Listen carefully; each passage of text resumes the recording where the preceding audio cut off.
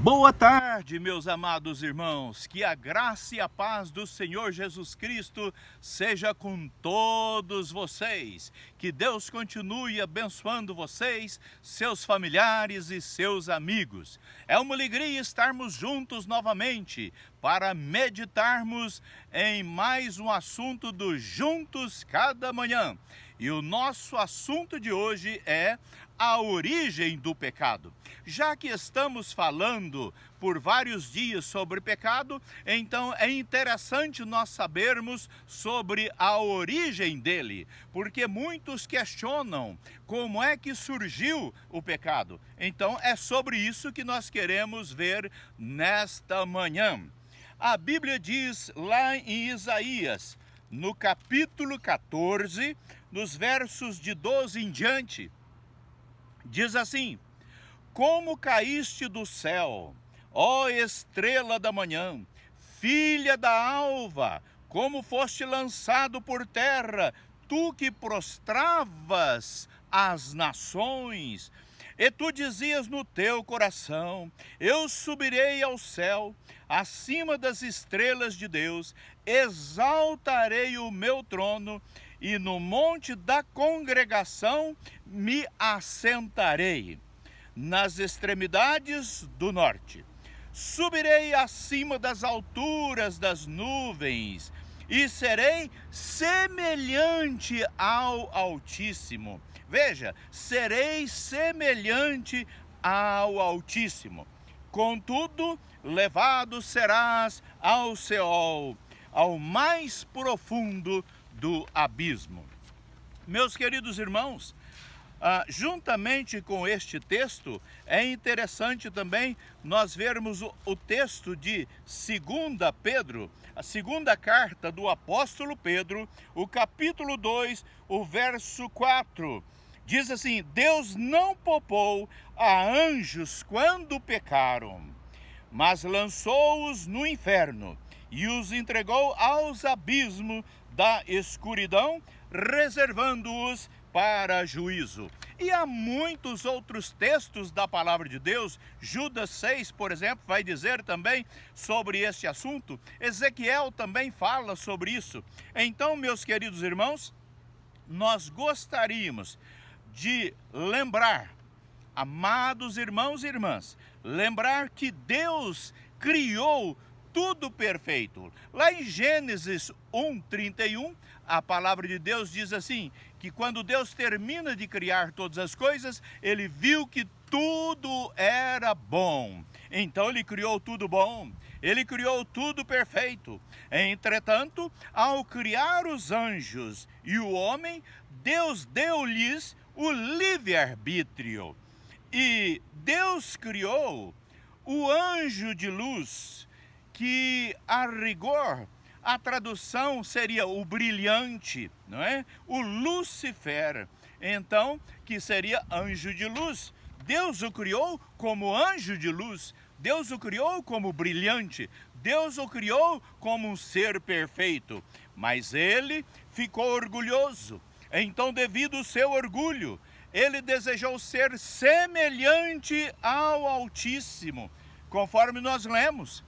Desejou ser igual a Deus, e com isso Deus o expulsou do céu e ele se tornou em Satanás. Então Satanás, o diabo e outros nomes que são dados a ele, geralmente se refere a esse anjo de luz quando pecou e foi lançado para baixo, não é? Também há um grupo de anjos que o seguiram e também foram expulsos. Esses anjos, ao serem expulsos, se tornaram nos demônios que nós conhecemos hoje, não é? Por essa razão, nós temos Satanás e os seus demônios, Satanás e os seus auxiliares, meus amados irmãos. Desde então, Satanás tem tentado, Satanás tem oprimido e até possuído os homens. Quantas vezes nós vemos as pessoas sofrendo, as pessoas em opressão e muitas delas em possessão, fazendo um estrago tremendo, mas é tudo obra de Satanás, tudo obra dele e dos seus demônios. Então, meus queridos irmãos, Satanás, ele vem oprimindo os homens, vem tentando. Foi o que aconteceu com o primeiro casal, não é? Ele o tentou até que eles pecassem.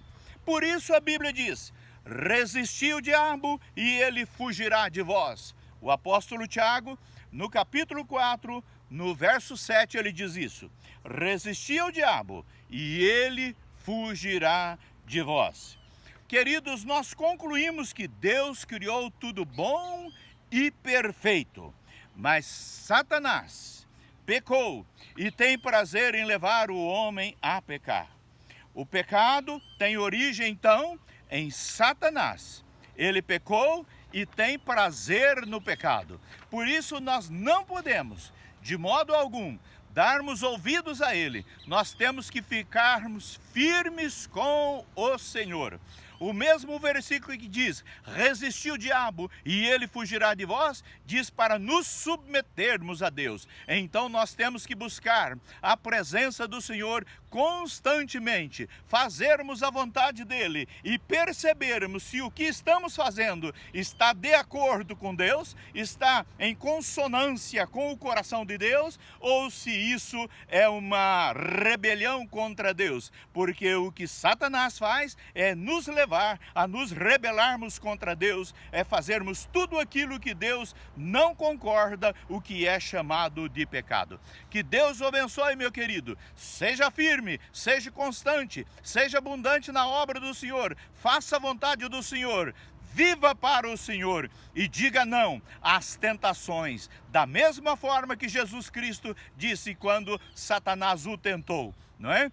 Sempre Jesus o rebateu com a palavra, que possamos conhecer a palavra para rebatê-lo também quando ele vier nos tentar. E assim nós podemos ser felizes vivendo de acordo com a vontade de Deus. Receba Cristo no seu coração. Diga sim ao Senhor Jesus, convide-o para entrar na sua vida e você experimentará uma vida vitoriosa, uma vida abundante, e Satanás jamais poderá possuir você. Poderá tentá-lo, mas com a ajuda do Espírito Santo você perceberá e dirá a ele: para trás de mim, Satanás, ou vai para o teu lugar e me deixa em paz, que eu quero viver para o meu Senhor Jesus. Que Deus o abençoe, você, sua família, todos os seus, em o nome de Jesus. Amém. Até a próxima.